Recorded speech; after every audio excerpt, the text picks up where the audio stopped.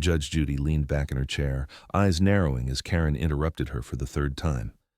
"Excuse me," Karen snapped, waving her hand dismissively. "I didn't come here to be lectured by someone who clearly doesn't understand my situation." The gallery gasped. Even the bailiff looked uncomfortable. But Judge Judy didn't flinch. Instead, she tilted her head slightly and asked one simple question. "Ma'am, whose name is on the lease you're holding?" Karen's face went blank. Her mouth opened, then closed.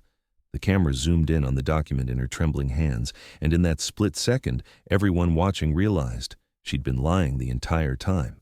What happened next became one of the most viral Judge Judy moments in history. The lease hit the table so hard, the microphones trembled. Papers fanned out like startled birds, fluttering across the plaintiff's side as Karen planted both hands on the wood, chin lifted in defiance. The gallery stiffened. Judge Judy didn't even blink. She simply watched, eyes narrowed, as if she were studying a specimen rather than a person. Karen broke the silence first. "There," she snapped. "The real lease, the one she jabbed a finger toward Mia, doesn't want you to see." Mia didn't move. Her hands stayed folded in her lap, fingers intertwined so tightly her knuckles had gone white. She didn't look at Karen. She looked at Judge Judy, as though the judge were the only steady thing in the room. Judge Judy reclined slightly, elbows resting on her chair's arms, expression carved from stone. "Bailiff," she said, voice crisp, "bring me the document." Karen made a noise, something between a scoff and a laugh, but stepped back as the bailiff retrieved the papers. The camera panned close, catching every twitch of her eyebrows, every pulse of annoyance in her jaw. She crossed her arms like a rebellious teenager, though the anger in her eyes had an adult edge, a dangerous one. Judge Judy flipped the first page, then the second. Her eyes didn't widen, didn't narrow. They simply held steady. Too steady. Karen didn't like that. "Look, Your Honor," she blurted, pointing at the top of the page. "That's my name, right there. You can see I'm the only person responsible for that apartment. I don't even know why we're wasting time with—" "Quiet!" The single word cracked through the courtroom like a ruler striking a desk. Karen's mouth snapped shut, but her glare remained sharp. Judge Judy's gaze lifted slowly, like dawn rising behind a mountain. "Before you shared your enthusiasm with the court, I was examining something." She tapped the top corner of the lease. "You say this is your lease?" Karen gave a dismissive wave. "Obviously." "And you're claiming," the judge continued, voice cooling by the second, "that you are the primary tenant of the unit in question." "I don't claim it. I am," Karen shot back. "Mia was just staying there temporarily. I let her, out of generosity." The audience murmured at the word generosity. Judge Judy turned to Mia.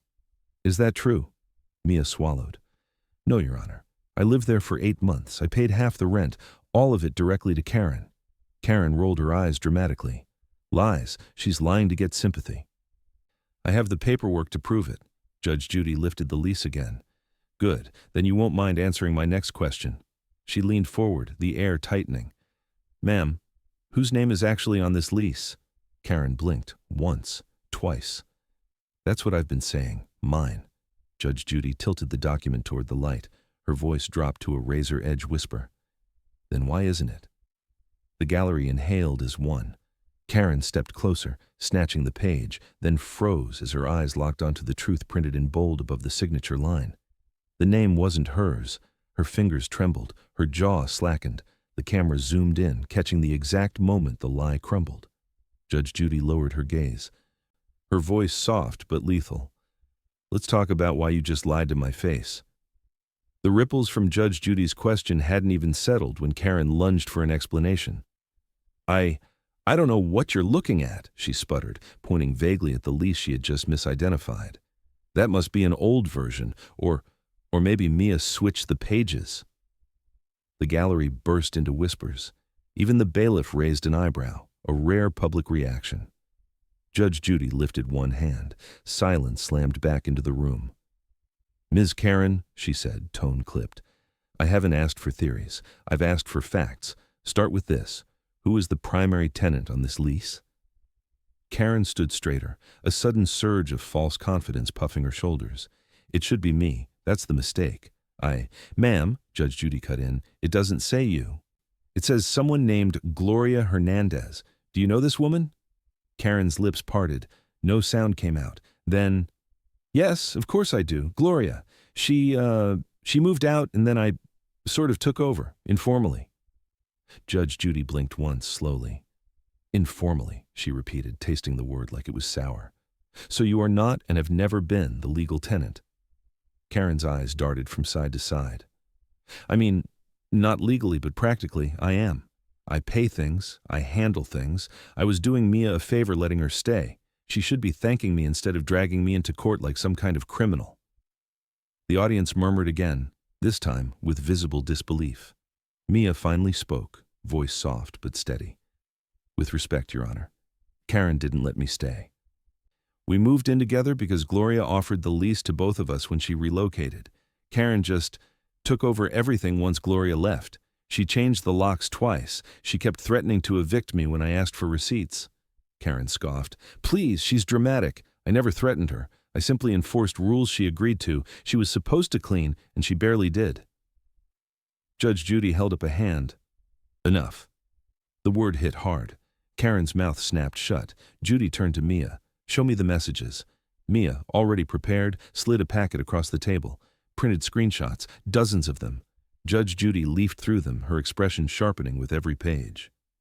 "These messages," she said, tapping one with her finger, "show you telling Mia you have full authority over the property and that she must pay you a higher portion of rent or you will, quote, make her life unpleasant." Karen flinched. "That's taken out of context." "Wonderful," Judge Judy replied dryly. "Let's put it in context. Explain the part where you say, 'I don't care what the lease says, I make the rules now.'" A wave of shock rippled across the room. Karen sucked in a breath. Look, that was just venting. She was being difficult. I was frustrated. "And this," Judge Judy continued, holding up another page, "where you write that she better learn who's in charge?" Karen's face reddened. "Everyone says things they don't mean." Judge Judy leaned forward, voice dropping low. "Then perhaps you'd like to explain the rest of your story. Because so far, it's full of holes." She tapped the stack of texts against her desk. "Let's examine your timeline next, because it doesn't match anything you've said so far." The rustle of paper was the only sound left in the room as Judge Judy slid the stack of messages aside. Her gaze was fixed, unwavering, sharp enough to cut through concrete. "Ms. Karen," she began, "you claim Mia moved in after Gloria left, correct?" Karen nodded vigorously. "Exactly. She needed a place, and I was generous enough to let her in." Mia exhaled a shaky breath. "That's not true," she said softly. Judge Judy held up a hand, not to silence Mia, but to restrain Karen, who looked ready to explode again. "We'll get to the truth in a moment," the judge said. "But before that, I need both of you to understand something. A timeline isn't interpretation. It's fact. Either it happened or it didn't. And right now," she tapped her pen on the desk, "your timeline, Ms. Karen, is already unraveling." Karen stepped forward, palms open, as if pushing her version of events into the air. "Your Honor, I moved into that apartment first. Gloria left. Then months later, Mia came in. That's the timeline. That's what happened." Judge Judy raised an eyebrow. "Interesting. Because according to the documents Gloria herself provided, she left on January 3rd. Karen blinked. "Yes, exactly. And Mia didn't show up until... Mia," Judge Judy interjected. "When did you move in?" "December 22nd. The number hit the courtroom like a dropped gavel. Karen's head snapped around. That's not possible." She didn't." Judge Judy flipped a page on her desk with deliberate slowness.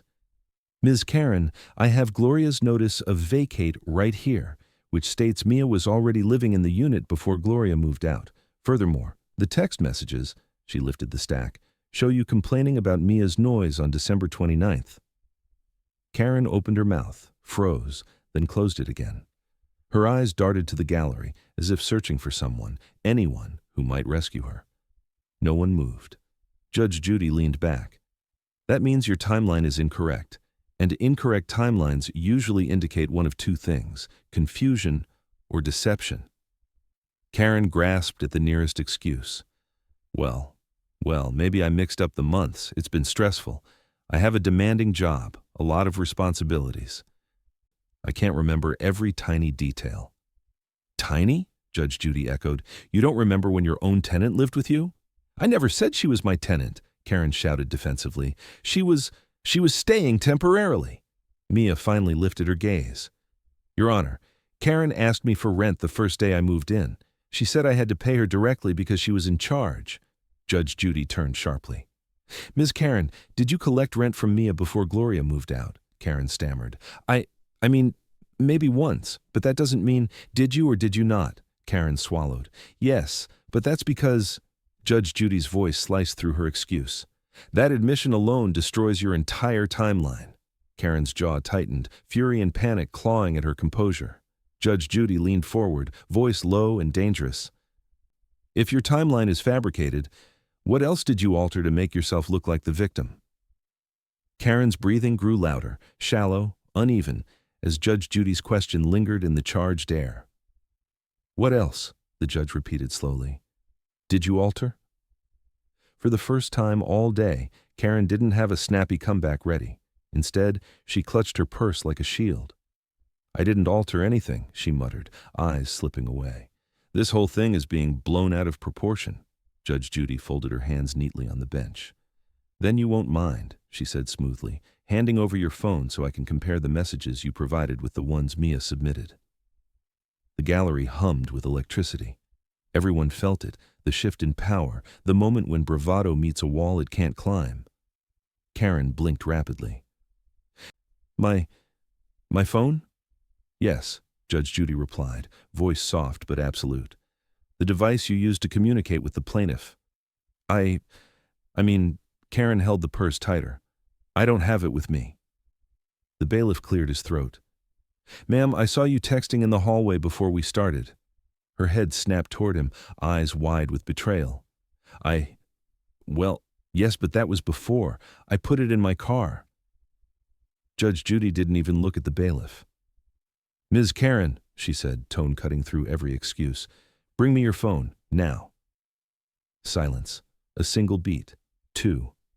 Then, Karen's shoulders slumped. She reached into her purse and slowly pulled out her phone, gripping it like it might burn her.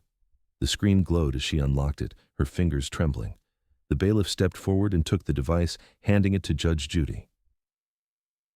The entire courtroom leaned in, breath held. Judy tapped the messaging app.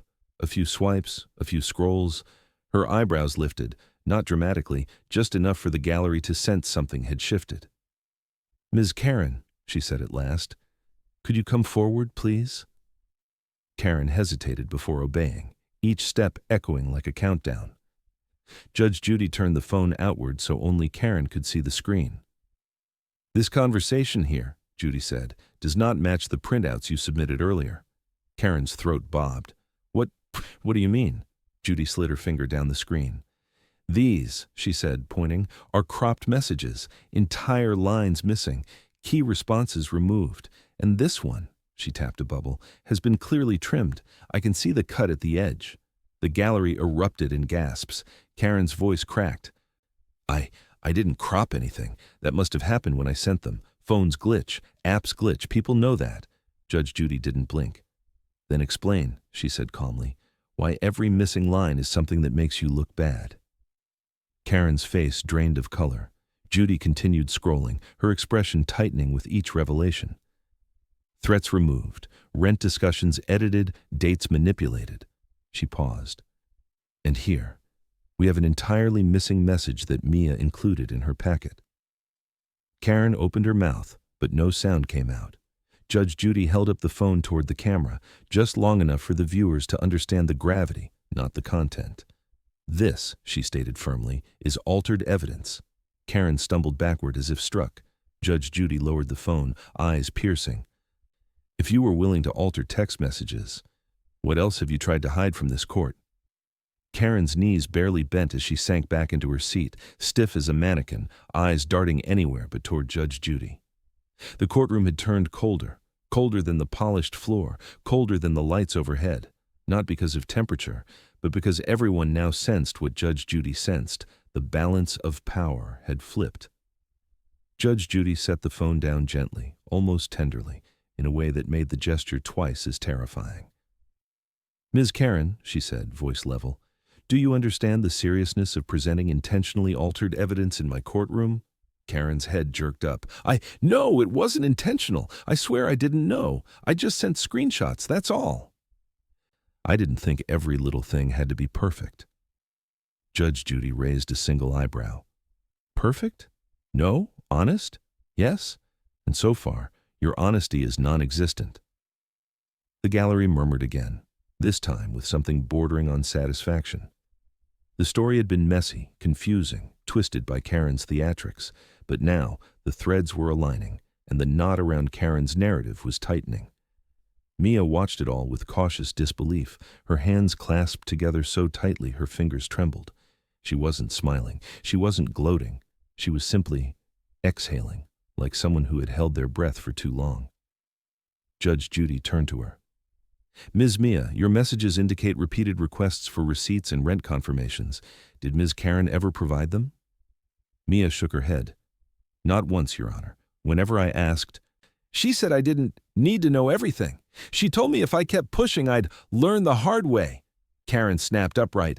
That's taken out of context. I meant she'd learn why organization matters. That's all. Judge Judy shot her a look so sharp Karen immediately wilted.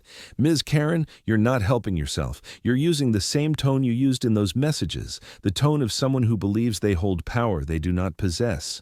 Karen's face reddened. That's not fair. I was stressed. I manage everything in that apartment. I pay the utilities. Do you have proof? Judge Judy cut her off cleanly. Karen froze. Proof? Yes, Judge Judy repeated. Proof that you paid utilities, proof you handled rent, proof that you had the authority you claimed. Do you have any of it? She didn't. The silence was answer enough. Judge Judy leaned slightly forward. Ms. Karen, so far you've offered a lease that is not yours, messages that are incomplete, and a timeline that contradicts itself. So I will ask plainly, is this the only thing you altered today? Karen blinked rapidly, panic rising like steam from a boiling pot. I didn't alter anything. The messages were just trimmed by accident. And the lease, someone must have printed the wrong version. And the timeline. Look, I was under a lot of pressure. What pressure? Judge Judy asked. Her voice was no longer sharp. It was quiet, controlled, the kind of quiet that corners a person deeper than shouting ever could. Karen swallowed hard but offered nothing. Judy let the silence bloom. Then, slowly, I think the pressure you're feeling is the weight of your own story collapsing. Karen's jaw quivered. Her eyes glistened, not from sadness, but from the sheer panic of losing control. Judge Judy tapped the lease with her finger. So let's follow the evidence, not your performance, because it's becoming very clear that the truth has been hiding right here the entire time. Karen's foot began tapping, a rapid, jittery rhythm that betrayed every ounce of panic she tried to hide. She tucked a strand of hair behind her ear, then another, each motion sharper than the last. The confident, smirking woman from earlier was nowhere to be found. What sat in her place now was someone cornered by her own lies. Judge Judy watched her unravel with the stillness of a seasoned hunter. Ms. Karen, she said, voice steady, we're going to address something you said a moment ago. Karen swallowed hard. You claimed you were under pressure. Let's talk about what that means. Karen opened her mouth, but the words came out too fast, tangled in their own fear. I work long hours. I deal with difficult people all day. Then I come home and she pointed sharply at Mia. She leaves dishes everywhere. She forgets chores. She just drains me, okay? I'm only human. Judge Judy didn't blink. So your stress justified lying on legal documents? Karen recoiled. I didn't lie. I typed things wrong or forgot things. Anyone could. No, ma'am. Judy's voice dropped to a near whisper. Anyone couldn't. But you did. A soft gasp drifted from the gallery. Mia's eyes lowered, not out of shame, but disbelief that Karen still insisted on playing the victim. Karen pivoted again, her fourth strategy in just 6 minutes. This time, she softened her voice, added a tremble, as though pain, not arrogance, shaped her actions. You don't understand. I was trying to help her. She was behind on things. She was struggling. I stepped up to keep the place running. Judge Judy turned to Mia. Were you behind on payments? Mia shook her head slowly. No, Your Honor. I paid exactly what we agreed on. The only time I was late was once by a single day, and she threatened to evict me. The gallery murmured again. Karen's face flushed red. That's not how it happened. She was irresponsible. She wanted everything done for her. Her voice cracked, splintering mid-sentence. For the first time, she looked genuinely afraid, not of Judge Judy, but of the truth finally outrunning her narrative. Judge Judy leaned forward. Ms. Karen, listen very carefully. The room stilled. No one in this courtroom believes your story, not because Mia is convincing, but because you are inconsistent. Every time you are confronted with evidence, your personality shifts.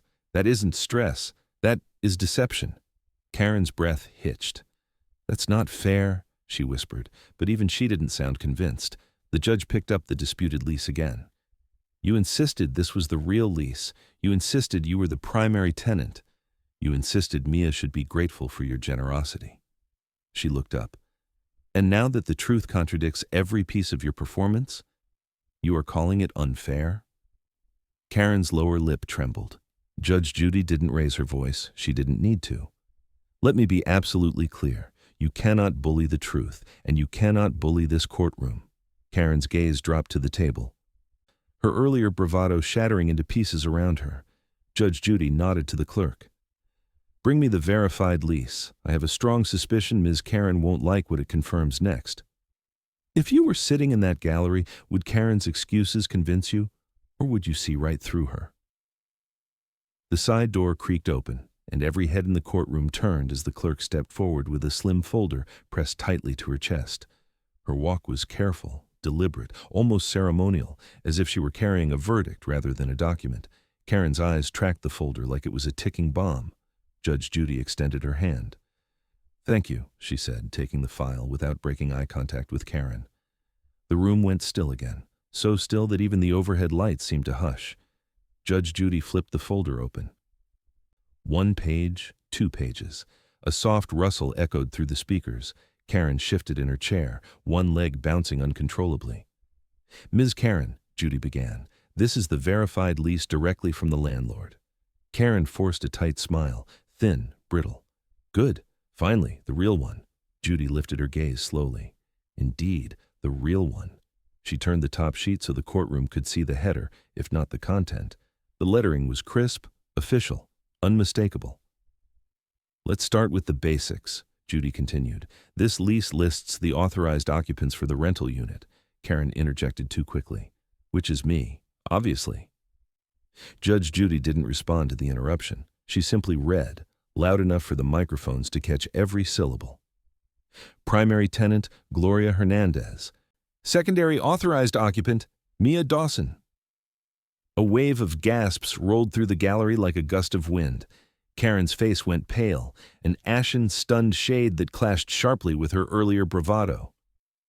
Mia? She choked out. That can't be right. That's impossible. She couldn't. Judge Judy raised her hand, silencing her. Ms. Karen, your name does not appear anywhere on this lease. Karen blinked rapidly. No, you don't understand. I moved in after Gloria left. I took over the apartment. She was going to switch the lease to my name. Do you have documentation? Judy asked, her tone deceptively light. An email? A text message? A handshake means nothing. Paperwork means everything. Karen shook her head helplessly. She said she'd do it verbally. It was an arrangement. The gallery chuckled lightly, short, clipped bursts that made Karen's cheeks burn. Judge Judy closed the folder with a soft thump. An arrangement, she repeated. Ms. Karen, even if we entertained that idea, it does not give you authority to threaten, evict, or collect rent. Legally, you had no standing. None. Karen's voice rose, shrill with desperation. But the utilities were in my name. I handled everything. Judy lifted a finger. And yet, the lease, the binding legal document, places you nowhere, not even as an emergency contact. Karen's mouth snapped shut. Her chest rose and fell in uneven bursts, as if the truth itself were suffocating her. Across the room, Mia pressed her lips together, tears glimmering, but not from sadness.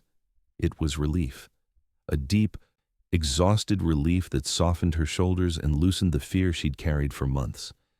Judge Judy wasn't finished. This lease confirms one more critical detail, she said, tapping the signature line. It shows Mia was permitted to live there longer than you ever claimed, meaning, she paused, letting the silence thicken, letting Karen squirm. Your entire narrative collapses under the first piece of verified evidence. Karen stood abruptly. That's not the real lease, she screamed, pointing at it with trembling fingers. It's a fake. That's not it. Judge Judy leaned forward, eyes narrowing. That, Ms. Karen, is exactly what someone says when the truth finally corners them. She slid the verified lease aside. And if you think this is the only truth that's about to surface, you're mistaken. Karen didn't sit back down. She hovered, half standing, half collapsing, as though the floor had suddenly turned unstable beneath her feet. Judge Judy watched her with that unnervingly calm stare, the kind that didn't need volume to command obedience. Ms. Karen, Judy said quietly, you've now challenged the lease, the timeline, and the text messages. So let me ask you something very simple. She folded her hands. How many different versions of this story do you intend to tell today? Karen's mouth opened, ready to launch another counterattack, but nothing came out, not a word. The courtroom waited. Let's try this, Judy said. You claim this lease, she tapped the verified copy, is false. Fine. Then where is the real lease you said existed? Karen blinked. I don't have it with me. And why not? Judy asked. Because I didn't think I needed it, Karen snapped, her voice climbing too fast, too shrill. I didn't think she'd lie about everything. She? Judy repeated, eyes narrowing. Ms. Karen, the only person caught lying so far is you. A ripple of tension swept through the gallery. Several people leaned forward, eager, like spectators watching a dam beginning to crack. Karen clenched her fists. Okay, maybe I messed up the details, she spat out. Maybe I got confused. But you have to understand, I did take over the apartment. I paid things. Prove it, Judy interrupted. Karen froze again. Mia shifted in her seat. Your Honor, I have emails from the landlord stating Karen never made a single rent payment. Karen spun around. That's a lie. He's lying. He always hated me. Judge Judy lifted a hand, halting the outburst like a stop sign. Ms. Karen, you are accusing the landlord, the plaintiff, and this court of conspiring against you. Do you realize how unhinged that sounds? Karen's breath hitched. Sweat glistened at her temple. All I'm saying is, none of this is fair. Fair, Judy echoed softly. You threatened a woman who was legally allowed to live in her home. You collected rent you had no right to collect. You altered messages to rewrite history. And now, you're claiming a phantom lease exists somewhere out there? Karen swallowed hard. It existed, she whispered, voice cracking. I know it did. I just don't have it. Judge Judy leaned in slightly, her tone shifting to something colder, almost surgical. Ms. Karen, people don't lose legal documents that grant them power. They only lose documents that expose the truth. A quiet gasp swept through the room. Karen lifted her chin in one last attempt at defiance. You're twisting everything. You don't know what really happened. Judge Judy's response was instantaneous. Then, enlighten me, on record. The silence that followed was suffocating. Karen's eyes darted around the courtroom, searching desperately for a lifeline, a witness, a contradiction, a loophole. There was nothing, no one. The walls felt like they were closing in, not physically, but morally. Judge Judy tapped a pen against the bench. One final question, Miss Karen, and I advise you to answer truthfully. Her voice sharpened into a blade. When you told this court you were the legal tenant, did you lie? Karen's face contorted, panic, desperation, denial, all warring at once. Her lips trembled, and then, before she could speak, Judge Judy added, Remember, the truth is already on the table. It is only you who hasn't accepted it. Karen's knees buckled slightly. Judge Judy leaned back, eyes locked onto her. Because this lease isn't the only evidence we discovered. There's something else, something that reveals why you wanted Mia out so badly. A murmur rippled across the gallery as Judge Judy's words settled over the room. Heavy, ominous, promising impact. Karen's eyes snapped upward, wide and frantic. What do you mean, something else? She stuttered. There's nothing else. You're twisting. Judge Judy raised one hand. The rest of Karen's sentence died on her tongue. "Ms. Karen," Judy said evenly, "our producers contacted the landlord directly. Not only to verify the lease," she tapped the document, "but to verify something far more concerning." Karen swallowed, throat bobbing like she'd been forced to drink gravel. "Would you like to hear what he said?" Judy asked. Karen didn't respond. She didn't have to. The room answered for her, leaning forward as one collective breath. Judge Judy picked up a printed email and held it delicately between two fingers, as though she were handling incriminating evidence. "The landlord stated," she read, "that after Gloria moved out, you tried to renegotiate the rent, not with him, but with several different people you attempted to move in." Karen's shoulders jolted. That's not illegal. I was just trying to help people find a place." Judy arched a brow. "Is that so? Because the landlord also provided us names. Names of people who paid you, directly." The gallery gasped, louder this time, like a sound wave. Mia's hands covered her mouth. Karen threw her arms up. "They were temporary stays. They weren't tenants. They just needed rooms for a few weeks." "Ms. Karen," Judy cut in, "you charged each of them full rent in cash." Karen stopped breathing. Judge Judy wasn't done. "And more importantly, none of that money went to the landlord, because you had no right to sublet. You had no lease, no authority, nothing." The courtroom buzzed in disbelief, pure, unfiltered shock. Karen's voice came out thin, desperate. "I had to. I was struggling financially. I thought if I rented the other room, I could keep up with what?" Judy snapped. "Expenses you were never responsible for? Bills that were not yours? Property you did not control?" Karen shook her head frantically. I helped people. I wasn't scamming anyone." Mia spoke softly, painfully. "Your Honor, when I moved in, she immediately increased my portion of the rent. Every month she added fees, cleaning, wear and tear, quiet hours violations." "I couldn't afford it anymore," Judy nodded. "That aligns exactly with what the landlord reported, and with the payment records provided by the other occupants."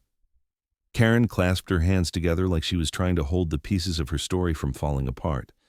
"People misunderstand. It's not what it looks like." Judge Judy slammed her palm on the bench. The crack of impact rattled the entire room. "It looks," she said, each word crisp, "like you exploited every person who crossed that threshold, including the plaintiff." Karen's breath shuddered. Judy leaned forward, her voice lowering into something dangerous. "And do you know what else the landlord told us?" Karen shook her head slowly, terrified.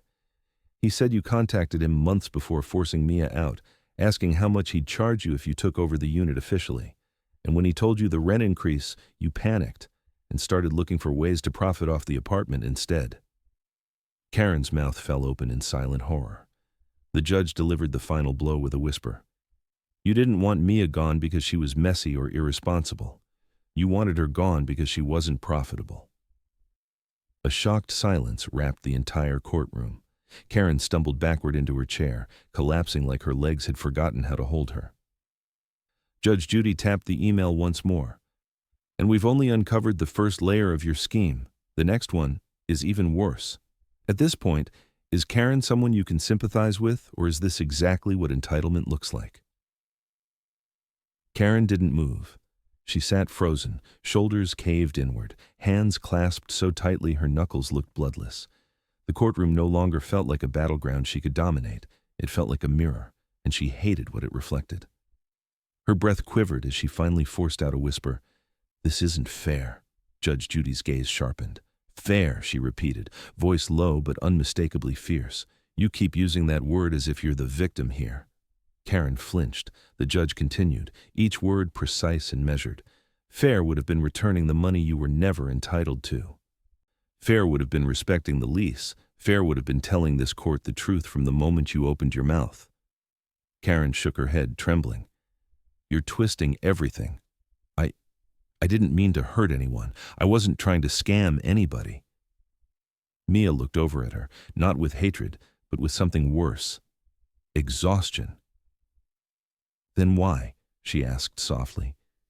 "Did you tell me not to get too comfortable? Why did you say the apartment was yours when it wasn't? Why did you raise my rent every month?" Karen blinked rapidly, as if the questions struck her physically. Tears welled at the corners of her eyes, not the righteous tears of someone wronged, but the fragile kind of someone whose lies have finally run out of room to breathe. "I needed the money," she choked. "I was drowning. Everything kept getting more expensive. I thought if I rented the extra room I could stay afloat." Judge Judy studied her with quiet intensity. "So instead of getting a second job or asking for help, you preyed on the people who lived with you?" Karen's face crumpled. "I wasn't preying on anyone. I was just desperate." "Desperation," Judy replied, "is not an excuse for deception." The gallery sat motionless, drawn into the unraveling of a woman who had spent the entire hearing clinging to arrogance. Now, stripped of her defenses, all that remained was fear, raw and unfiltered. Judy continued, softer now, but no less firm. "You want me to believe you acted out of necessity. But necessity doesn't explain the threats. It doesn't explain the altered messages. It doesn't explain why Mia ended up sleeping in her car for 3 nights. Karen's head jerked upward. "I didn't force her into her car. She chose to leave." Judy's expression hardened with disappointment. "No, you made her feel unsafe in her own home. That is not a choice. That is coercion." A hush fell over the courtroom. Mia wiped at her eyes, not from weakness, but from the heavy release of hearing her experience acknowledged aloud. Karen's tears finally spilled. "I messed up," she whispered. "I know I messed up. I was scared. I didn't know how to stop once it started. I didn't know how to fix it." Judge Judy leaned forward, elbows on the bench. Her voice softened, just barely. "The first step to fixing something is telling the truth, something you still haven't fully done today." Karen lifted her gaze, broken, pleading. But Judy didn't flinch. "Ms. Karen," she said, "this court does not reward emotion, it rewards honesty. And something tells me," she paused, allowing the tension to bloom like a cold, slow fog, "there's one more piece of this story you haven't admitted yet." Karen's breath caught. Judge Judy set her pen down with chilling precision. "Let's talk about the real consequence of your behavior, because we're not done." The room felt suspended in time. Every breath held, every eye fixed on Karen. Even the distant hum of the air vents seemed to fade as Judge Judy's last words settled over the courtroom like a closing door. Karen's lips parted, but nothing emerged. Not denial. Not another excuse. Just silence. A strange, heavy quiet wrapped around her, different from the frantic defensiveness that had carried her this far. This silence wasn't strategic. It wasn't manipulative. It was surrender, though she didn't yet understand to what.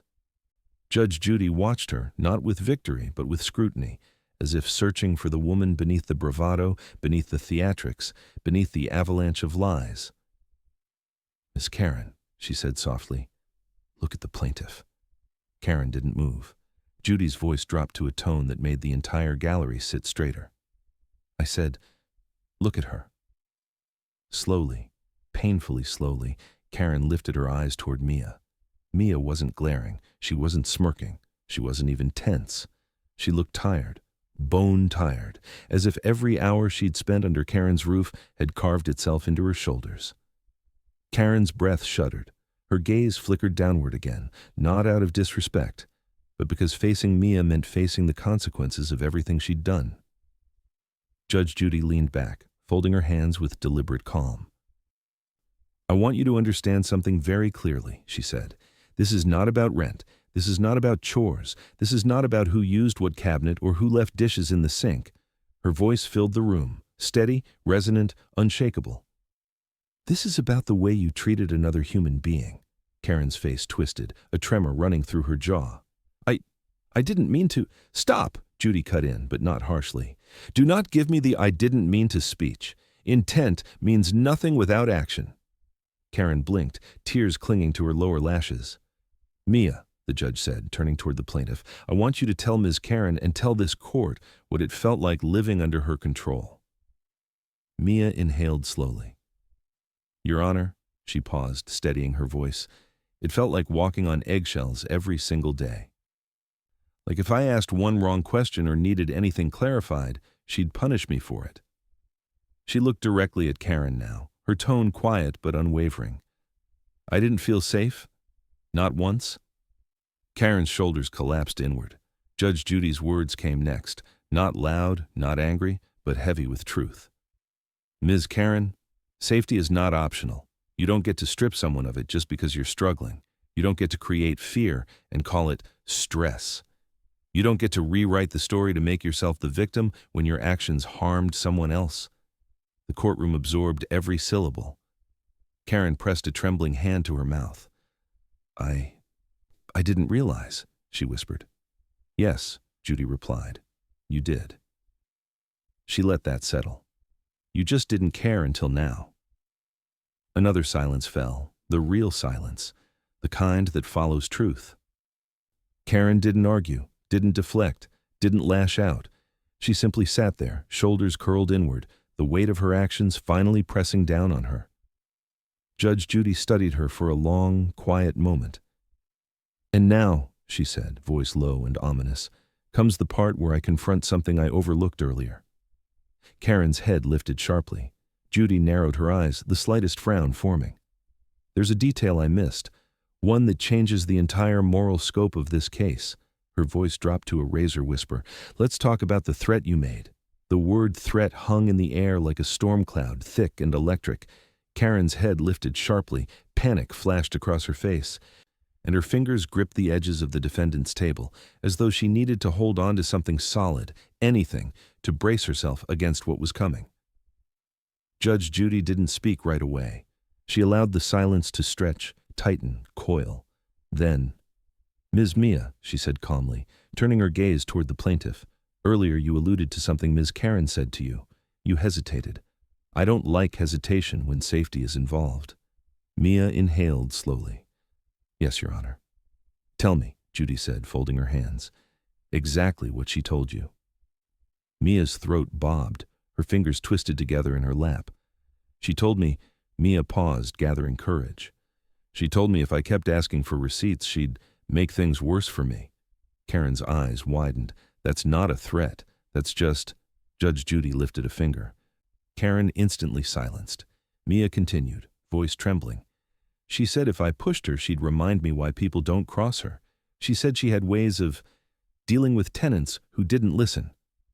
The gallery reacted in a wave. Gasps, murmurs, uncomfortable shifting. Karen's tone shot up, frantic. I didn't mean it like that. I didn't mean danger. I meant, like, she'd lose privileges. Or chores. Chores? Judy repeated, incredulous. You threatened to remind her why people don't cross you over chores? Karen's voice faltered. Well, Judge Judy cut her off coldly. No, stop. I've heard enough excuses today to last me a decade. She turned to Mia again. When she said these things, did you feel unsafe in your own home? Mia didn't hesitate this time. Yes, completely. Karen's mouth fell open. That's not what The bailiff stepped forward, not touching her but close enough that Karen immediately deflated, sinking back into her seat. Judge Judy's expression was unreadable, but her voice carried the weight of 3 decades of discernment. Ms. Karen, you had no legal authority, none, yet you spoke to this young woman as if you owned her home, her choices, her stability. Karen's jaw trembled. I wasn't trying to scare her, Your Honor. I was trying to enforce order. Judy's glare hardened into something colder. You cannot enforce order you do not possess. A heavy stillness settled over the courtroom. And let me make something abundantly clear, Judy continued. When you tell someone who depends on you for housing that you can make things worse, that is not stress. That is intimidation. Karen's eyes glistened, tears threatening to spill. Judy leaned forward slightly, her voice dropping to a chilling whisper. You spoke those words to someone who was already paying you rent illegally, who you overcharged, who you manipulated, and now you want me to believe your threat meant nothing? Karen's tears finally broke. I didn't think she'd take it that way. She took it that way, Judy said, because you meant it that way. Mia looked down, breathing shakily, the memory clearly still raw. Judge Judy closed the lease folder with a soft snap, a sound that seemed to echo louder than any gavel strike. This, she said, tapping the table, isn't just deceit, it's control, and it's far more serious than you realize. Karen's breathing turned shallow. What do you mean? Judy narrowed her eyes, leaning in. Because the next piece of evidence ties your threat to a far deeper motive, one you've tried very hard to hide. Karen's breath came in short, uneven bursts. Her eyes darted between Judge Judy, Mia, and the courtroom cameras as if one of them might offer an escape route. None did. The walls seemed to press inward, not literally, but emotionally. Every lie she'd stacked now collapsing onto her at once. Judge Judy opened a thin manila folder the clerk had just delivered. Inside, a single sheet, one page, one detail that would rip the remaining threads of Karen's story apart. "Ms. Karen," Judy began, voice controlled but heavy with resolve, "you've insisted that your threat was harmless, that you were simply enforcing order, that your actions were misunderstood." She lifted the page. "But this document tells a different story." Karen stiffened. "What is that?" Judy didn't answer her. She turned to Mia. "You mentioned feeling unsafe, feeling watched, feeling like your movements were monitored." Mia nodded timidly. "Yes, Your Honor. And you said you didn't understand why Ms. Karen always seemed to know when you were home or not, or when you had guests." Karen's expression cracked. I just pay attention. I notice things. That's all." Judge Judy's eyes sharpened. "That would be quite a talent, if not for the fact that the landlord informed us he found a small, unauthorized security camera mounted in the hallway light fixture, installed during the period you lived there." The courtroom erupted. Shocked gasps, whispered disbelief. Karen's face drained of all color. It wasn't even turned on," Karen stammered, hands shaking. Judge Judy raised the page. "This is the maintenance report. The light fixture was tampered with, a pinhole camera was inside, and the date of installation," she tapped the paper, "coincides precisely with the weeks Mia first asked for receipts." Mia covered her mouth, eyes widening in devastating realization. Karen shook her head violently, as if she could shake the truth itself loose. No, it wasn't a camera. It was just a sensor, a motion sensor, to save power." Judge Judy leaned forward, voice slicing the air like a blade. "Then why was it recording?" Karen's entire frame wilted. She looked small, deflated, as though the air that once inflated her arrogance had been completely sucked out. "I didn't mean anything by it," she whispered, her voice thin as paper. I needed to know when Mia was around. She broke rules. She wasn't respectful. I had to keep things under control." Mia stared at Karen in a mix of fear and heartbreak. "Why didn't you just talk to me?" she whispered. "Why did you have to scare me like that?" Karen's eyes brimmed with tears, not of remorse but of a person who realizes they've run out of exits. I didn't think you'd listen. I thought you'd leave. I needed the money, and I thought if you left, I would lose everything." Judge Judy closed the folder with a soft, chilling finality. "Ms. Karen," she said, "you didn't lose everything because Mia didn't listen. You lost everything because you refused to tell the truth and because you valued control more than compassion." Karen let out a broken sob, shoulders trembling. The entire courtroom sat in stunned silence as the weight of her actions, every lie, every manipulation, every threat, finally crushed her. Judge Judy reached for her gavel but didn't strike it. Instead, she looked Karen dead in the eyes. "Now that the truth is laid bare, it's time to face the consequences." For a long, suspended moment, Judge Judy didn't move. The courtroom existed in a kind of breathless stillness, one not born from spectacle, but from the gravity of what had unfolded. Even the gallery, which had gasped and murmured its way through the hearing, now sat silent, waiting for the final strike of truth. Karen, shoulders slumped, stared at the table as though afraid to lift her eyes. Not because she expected mercy, she knew better now, but because she couldn't bear to see the reflection of herself in the eyes of the people around her. Her chest rose and fell unevenly. Her hands twitched. Broken arrogance makes for a quiet defendant.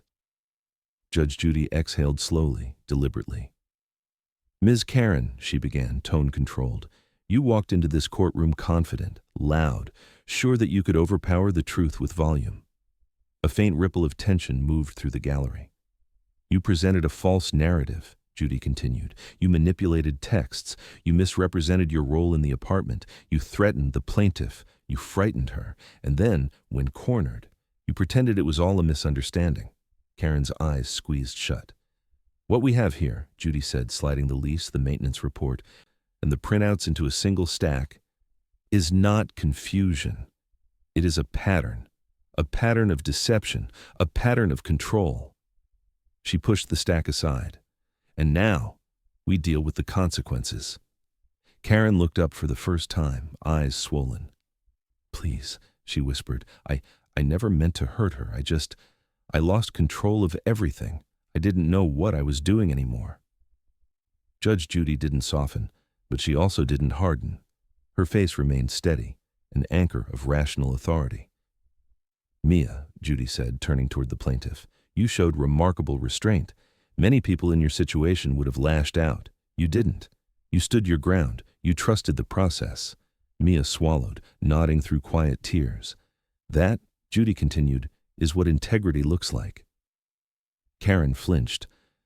The judge turned her attention back to the defendant, her voice calm but edged with steel. In this courtroom, respect is not optional, honesty is not optional, and safety, most importantly, is not optional. She tapped the desk once. You violated all three. Karen wiped her face with a trembling hand. I'm sorry, she whispered hoarsely. I really am. I know it doesn't fix anything, but I'm sorry. Judge Judy regarded her for a long beat. An apology without accountability, she said, is just another performance. Karen's face crumpled. Judy sat straighter. Here is what's going to happen. The gallery collectively leaned forward. You will repay every dollar you wrongfully collected from Mia. You will compensate her for the emotional distress caused by your intimidation. And this court will be forwarding the evidence of your altered documents and illegal subletting to the show's producers, and, if necessary, the appropriate authorities. Karen let out a small, wounded sound. Not a scream. Not anger. Just the sound of a person realizing the final illusion has shattered. Judge Judy's voice lowered. This is not punishment. This is responsibility. Karen closed her eyes, tears spilling freely. Judge Judy lifted her gavel. And now, with all facts established, there's only one thing left. If you were Judge Judy, what would your final ruling be right now? The gavel hovered midair, catching the courtroom lights in a sharp glint. This wasn't suspense for theatrics. Judge Judy never performed. This was precision, finality sharpening before dissent. The gallery held its breath so tightly it seemed the entire room might collapse inward. Karen stared ahead, hollow-eyed, shoulders slumped so deeply she seemed smaller than when she entered. Her earlier arrogance, fiery, wild, relentless, had been stripped away piece by piece until nothing remained but a trembling shell. The consequences hung above her like a shadow waiting to fall. Judge Judy let the silence deepen.